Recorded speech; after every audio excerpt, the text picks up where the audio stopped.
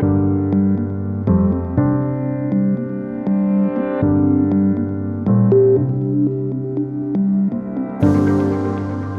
to a very special Reuters Momentum session, a privileged fireside chat with Sean Lee, CEO, Algorand Foundation.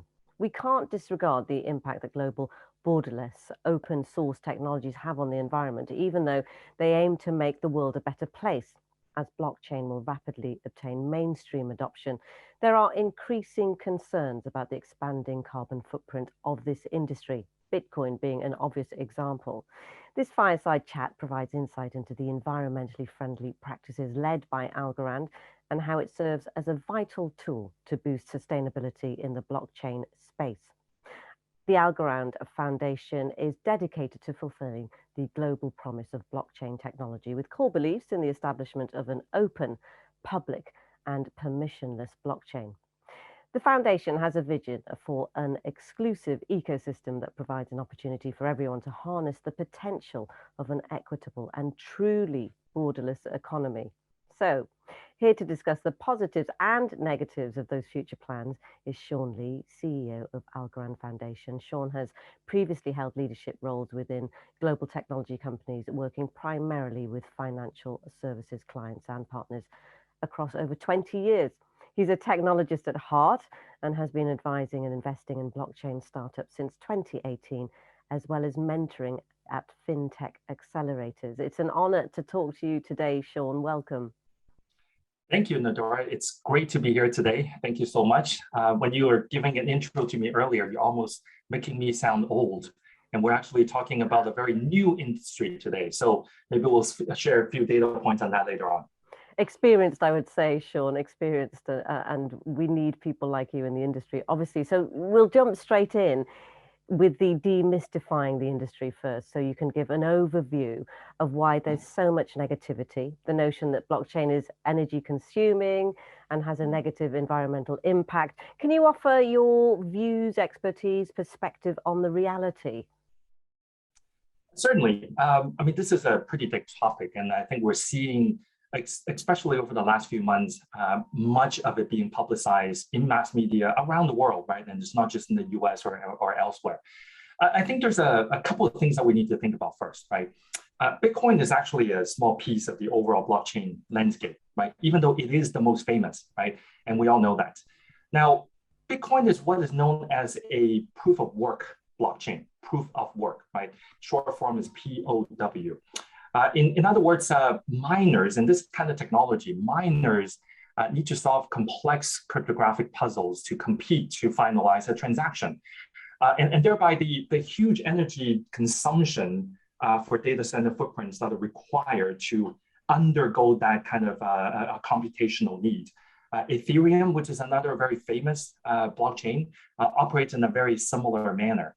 Now, I don't want to get into too much about the technicality of it, but the reality is Bitcoin does take up a lot of energy, right? I think some people have said it draws this similar energy consumption to smaller countries like Malaysia or Sweden, right? So if you look at the overall consumption in terms of kilowatts, perspective, it is quite a lot, right? You got to think about it from that perspective. So those that have talked about Bitcoin in terms of being energy consuming, it is true, right? No doubt about that. Now, here's the other factors that many don't actually talk about though, right? While it does take up a lot of energy, it is actually worth mentioning that most sources estimate about 70% of Bitcoin's energy usage comes from renewable sources. And this is data, very recent data coming from, I think, the second quarter of 2021. So it's very, very recent. And because of the energy consuming nature of what it needs, it actually undeniably incentivizes people to look for cheaper energy, in which cases, many of it is renewable. So I think if you look at it from that perspective, and if you compare to, let's say, the US power mix, roughly only about 20% is renewable. So there's certainly some checks and balances and some comparisons that needs to be put in place here as well. Now I talk about— Can I jump in there, Sean, just very quickly? Sure. So you've explained that it and bravely admitted that it is energy consuming and that 70% is drawn from renewable energies. So I asked that question again, why the negativity? And, you know, I think you need to explain that a little bit further because you've explained it very well with statistics, but there is skepticism, isn't there? Oh, yes. Still. Oh, yes. Look, any new technologies that come into the space, and whether it's the internet back in the 90s and e-commerce and social media, cloud computing even, right?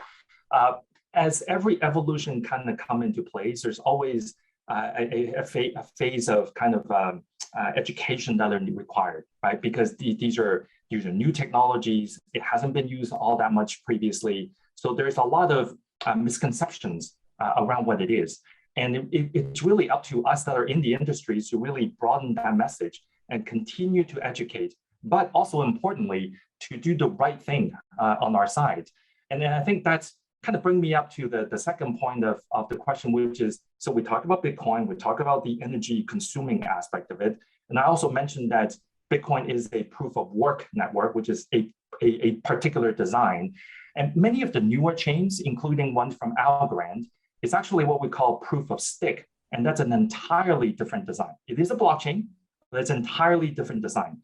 And the proof of stake network actually does not require extensive mining to operate at all. And thereby, many of these chains are operating in a comparatively much lower carbon footprint compared to Bitcoin. So if you look at blockchain in general, there is the outlier, which is the original Bitcoin, and in some cases, Ethereum.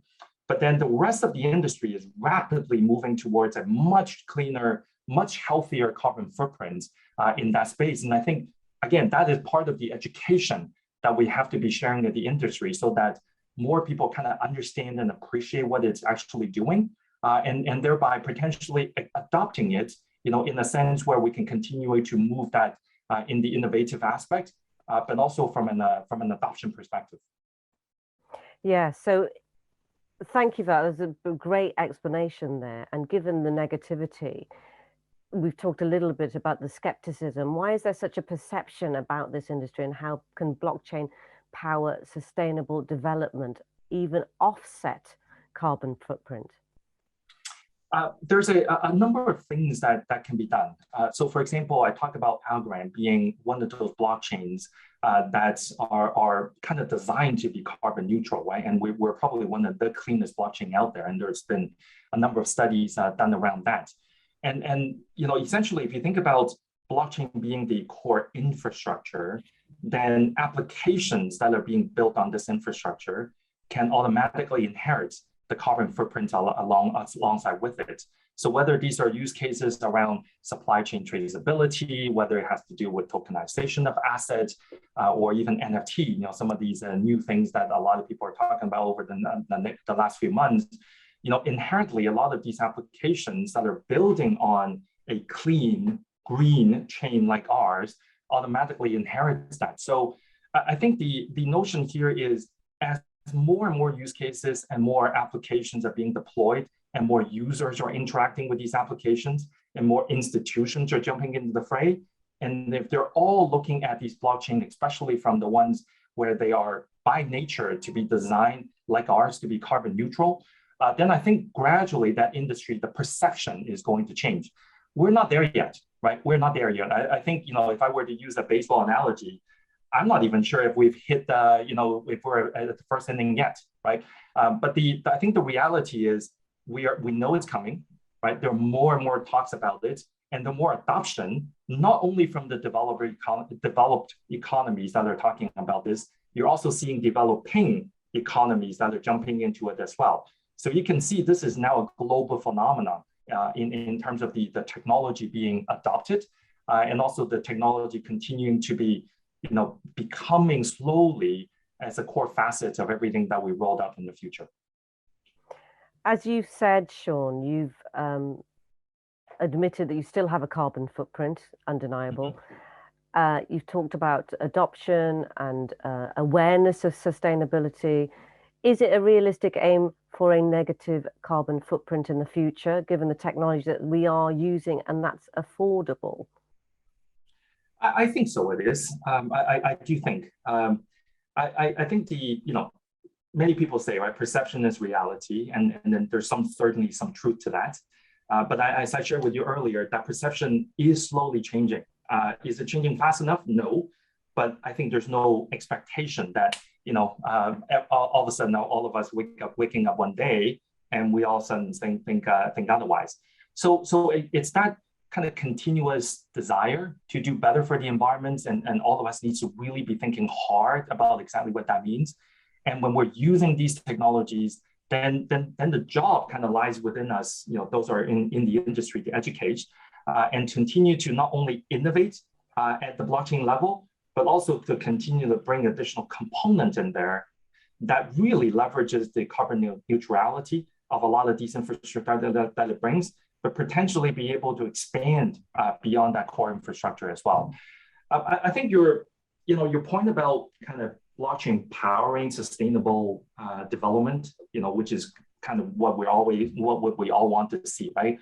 There are already some, fairly good examples around the world on where that is happening, and we need to enable more of that to happen. Let me maybe give you a couple of examples to kind of demonstrate that carbon footprint and the environmental aspect of it. First of all, the blockchain itself, right? It is, at least when we're talking about public permissionless blockchain, which you mentioned earlier, it is the accountability about the data and the transactions that are being recorded on chain, and in relation to the use of the energy, to power those transactions. You probably can't say the same thing about conventional transactional technologies that are often being used today, in a very centralized environment where the institution runs the system and the institution controls the data and also where it needs to go and where it needs to be shared. A blockchain by nature, because it's public, because it's permissionless, all of those are kind of visible on chain. And that's also another aspect that many don't quite see it, right? They think about this as this mythical kind of black box, and it's crypto, it's blockchain, it's so mysterious, it's highly speculative, and they put it into this box, and they don't actually bother to look inside of it, when in fact this black box is actually quite transparent, because every transaction that's written on chain can never be rewritten, and it can never be erased. It is all there for everyone to see. So if you take that nature of what blockchain is, and then you map on top of it environmental type of use cases, then you can actually see the power of these things coming together, right? Because environmental data, public data, social impact data, those should be visible. There should not be anyone hiding anything as part of the operational aspect of it. The more it is open, the more we can actually make use of it, and the more we can actually impact more within the society.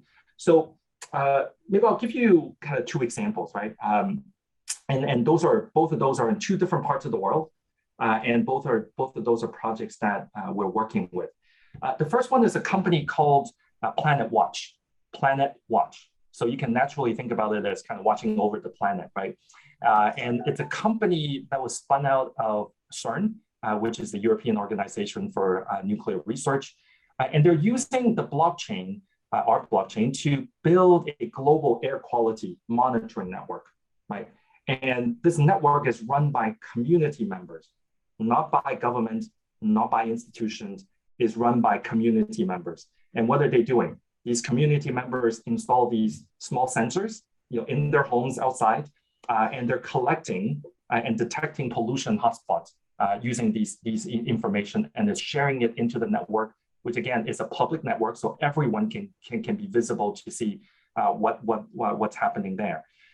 And they've also kind of created an incentive mechanism, so those that have the sensor are incentivized to actually continue to produce data. I'm one of those community members, right? I have one of these sensors in my balcony just outside, right?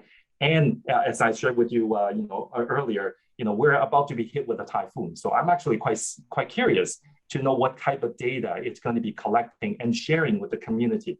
Now, what are these data being used for? It is being used for research institutions to look at weather patterns, to look at pollution hotspots, to figure out the healthiness in terms of societies and where populations are actually living. And this is a very good example of using the blockchain for what it's for, but also using the capability to create that economic model so that we can have a grassroots community running the network rather than kind of a top-down centralized approach. So that's one example. The other one I can give you is, I think it's a company called Gaia Chain, GAIA Chain.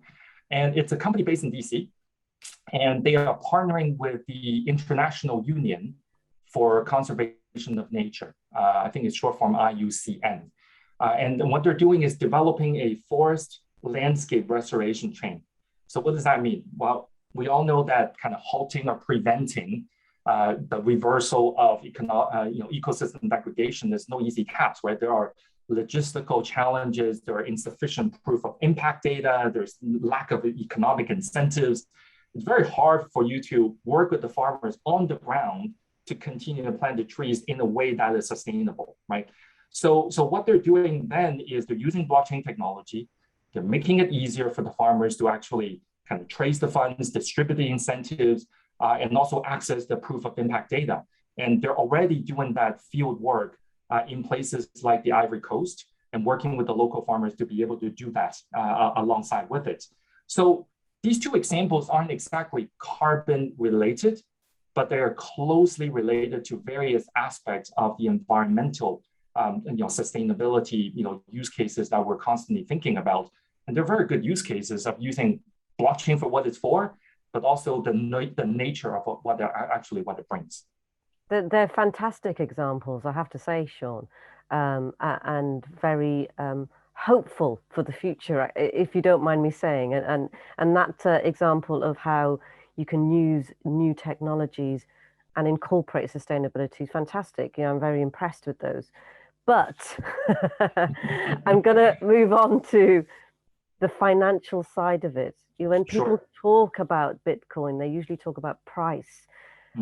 What have you got to say on this? Because you've given those examples, you've given examples of communities being able to get involved, but actually in the back of everyone's mind is going to be, how has this happened? Money, how can they afford it? Let me talk about a couple of things first, right? So when people talk about price, I think most society are fascinated by numbers that are moving up and down. Right? I know I used to live in New York, and I used to stare at the ticker tape all the time, right? And so it's no different, than the equality, the equities market, the commodities markets. Crypto, it just happens to be another market, right? It's relatively new, but it's another market. And since Bitcoin is indeed the largest digital asset by market capitalization, naturally, that's what people talk about all the time. And as we speak now, Bitcoin is again approaching kind of an all-time high, and people are now all of a sudden getting excited about it again, right? Versus 2 weeks ago, they're like, oh, this is, the bottom's fallen out and everything. So it is interesting. I don't like that aspect of crypto, right? It's still highly speculative. But at the same time, if you think about, you pull aside the asset for a second, right? And you think about what it represents, right? It is an asset that's being created so that it has a particular economic principle that is very decentralized rather than being dictated by a central party. Many people say Bitcoin is created out of thin air. Well, it is true. It's created by technology. So we probably have all seen some history around what Bitcoin is and so on. But what if I were to tell you, and Nadira, can I be a little bit controversial here? Oh, please do. So what if I were to tell you, there's one coin, right? Whatever coin it is, right? That has an unlimited supply cap. And 25% of the supply was just created or minted over the last 6 months. And here's the kicker. 1% of the holder of this coin owns about 30% of it. Would you say it has sustainable value? And you probably know what the answer is, right? That is the US dollar, right? This is, whether we like it or not, that's the reality of the world that we live in today. Now, I'm not trying to compare Bitcoin to US dollar, right? So those that are watching this Fireside Chat, don't shoot me, right? I'm not doing that. But I'm thinking about it in terms of how you value an asset and what do you use to actually value that asset? I think those are important criteria and consideration points to think about. So if you take aside the assets and you kind of look at it as an economic model that is either driving a particular society, in some cases a country, or in some cases an ecosystem, which is what a lot of these cryptocurrencies are really all about, then you kind of see there is some value. The value might be different, but the value is indeed there to drive particular objectives out of that community or the ecosystem. And I think blockchain as a technology, crypto-enabled technologies all together creates these interesting economic models that creates a lot of possibilities for all of us. And maybe let me give you an example. I love talking about examples because I think they bring the stories to life. When you can say, okay, I could see that, and that I can actually see that happening right next to me, or something that I can read in the paper, then maybe that's bringing it a little bit easier. So let me talk about a project that we're doing with the Women's World Banking. And this example is it's very near and dear to my heart because what the Women's World Banking is there to do, they design and invest in financial solutions. And they are predominantly focusing around the emerging markets to create economic stability and prosperity for women that are in the lower income communities, right? And a couple of facts, right? Why is that important? Women actually make up the majority of the global unbanked population today. I'm not sure if many people actually realize that, right? And the lack of formal ID for these women, or women entrepreneurs is actually one common barrier for them getting access to financial services. We don't think about it because those of us that are living in developed, economies and developed countries, getting financial services, credit cards, loans is like it's a flip of a finger. Now you can do it on the phone, right? But for many of the developing world, the emerging economies, that is not the case. And especially for the lower income, the underprivileged communities, that's especially hard. And then if you add on top of that, the women that are in those communities, the funny thing is the benefit of digital age is actually not being shared by all equally. And especially for women that are living in these economies, they have an unfair disadvantage in gaining access to those. So what we're doing with the Women's World Banking is that we're working with a partner called ATech, and we're focusing on creating innovation for women to get access to equitable financial services as part of a financial inclusion use case, right? And they're using the Algorand blockchain, they're using some enabling technologies. One very exciting area that we're working on right now is the area of microinsurance. So think about what that could mean, right? Bundling health insurance together with a business loan, so that these women, kind of micro entrepreneurs, right, can actually mitigate the risk to themselves, their business, and their families in the event of a health emergency. And by way of creating that environment so that they can get access to it quickly, they can get the credit score, they can get the authentication, the identity of who they are and what they represent. All of those are being enabled now through this partnership that we have with the Women's World Banking. Again, that's how blockchain and cryptocurrency can impact people's lives directly. So yes, there is a speculative aspect, the price moving up and down and so on and so forth. Yes, that is always there. But don't get that kind of muddle the whole image, because there's this whole side of things where it is actually useful. It is actually doing good. And we just need to see more of it. And it's really up to all of us to do that. Yeah. What's interesting, Sean, listening to you speak, obviously with passion about these very human stories that you're giving me and initiatives. When I spoke to you last week, it struck me that you used a lovely phrase that identified, where you said that identified very strong human and social elements to this industry. Arguably not something that would immediately spring to mind when we're talking about this particular subject area. Can you explain what you meant by this? Yeah. I probably have to recall a little bit what we talked about, because it was a fantastic conversation that covered many topics. And I think, if I think the gist of it is this, right? Blockchain, cryptocurrency, all of these are relatively new technology. We're talking about it, especially over the last 6 months, a year now, rapidly in mass media. But the technology itself is really only around for probably the last 10 years or so, right? And it's rapidly evolved over the last few years. There are plenty of use cases that's already people have been talking about it. And you have everything from supply chain system, traceability to asset tokenizations, NFTs, art, social impact, and just give you an example on financial inclusion as well.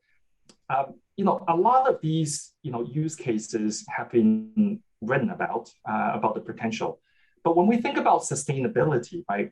I think what I was sharing with you is that sustainability, and environmental, very often people kind of put that together, right? They put that together because sustainability is all about the environment. It's all about the earth, right? Well, that is true. And it's certainly something that we need to really think about. But the reality is that if you think about sustainability, it isn't just about the environment. It's also about the people. There is a very strong social element, a human element involved in that as well. Because on this earth that we want to enable for a sustainable future, it isn't just a plant. It is all of us, right? It's all of us and everything else that we're doing in that environment that really makes for a very big difference. So I would normally define sustainability as meeting our own needs without compromising for future generations. Thereby sustainability isn't just about the environment, but also an economic, aspect of it has to do with the economic resources and about social equality. Those that have and those that have not. And I think it's very important for us to continue to think about it that way. So when we're building out these use cases, working with partners, and working with the developers and the students of tomorrow, we think about these things not as a nice to have, sustainability, ESG goal, check, it's on the annual report, off we go, right?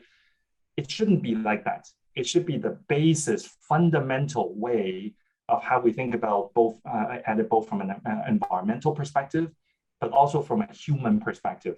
I talked about these unbanked population. I mean, statistics have shown there are over 1.7 billion people that have no access to what we have, right?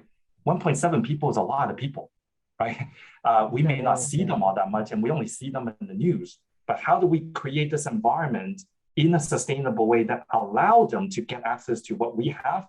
Those of us that are very privileged in our environment, but at the same time bring some balance and bring some equality, but continue to shoot for that innovation angle. So we continue to move forward rather than getting buried, kind of with a lot of the hurdles that we kind of put ourselves through. And I think that's really where new exciting technologies like blockchain and IoT and AI really can bring into this topic. And Sean, yes, talking about, bridging those gaps, and they've never been so apparent, given that we've just gone through a global pandemic and, we're still kind of living that at the moment as well.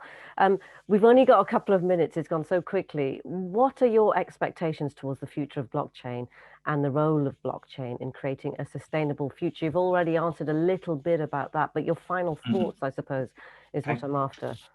I think in the near future, there will still be a lot of debate about the use of the technology, especially on the cryptocurrency aspect. And I think those two things are going to go hand in hand. And the educational aspect, the viability of the technology, the feasibility of the economic models will continue to be debated. But I think in the near to medium term, we're going to see more and more use cases that are being deployed all around the world, and thereby bringing more attention to the technology and bringing more, hopefully, more acceptance to the power and the potential that it can bring. That's what I would be expecting in terms of the near and medium term on the technology side. Now, the elephant in the room, of course, is also around regulation, right? And I think over the last few months, we've seen regulators around the world kind of waking up and saying, okay, what is happening here?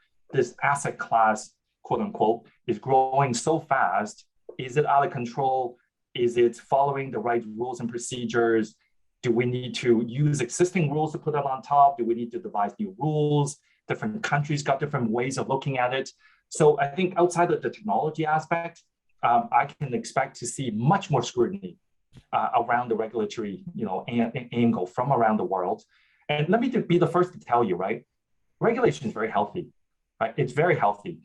I've been fortunate enough to go through several technological kind of evolutions, and every time regulation will come in, regulated adoption, create new things, regulation come in again, and gradually you get into a steady state and a mature state, and then after a while you don't even think about it anymore.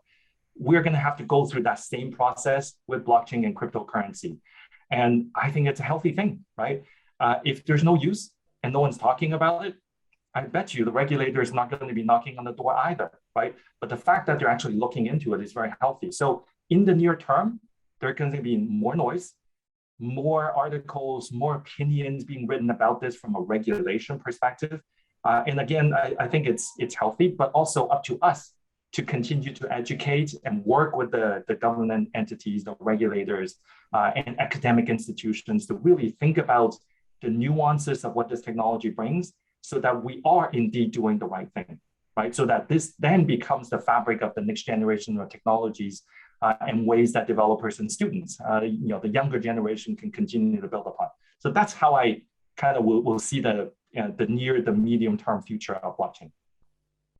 Well, that concludes our exclusive Reuters Momentum Fireside Chat with Sean Lee, CEO, Algorand Foundation. I think you'll agree that it's been extremely insightful and invaluable. Thanks so much for your company, Sean, and all of you for watching.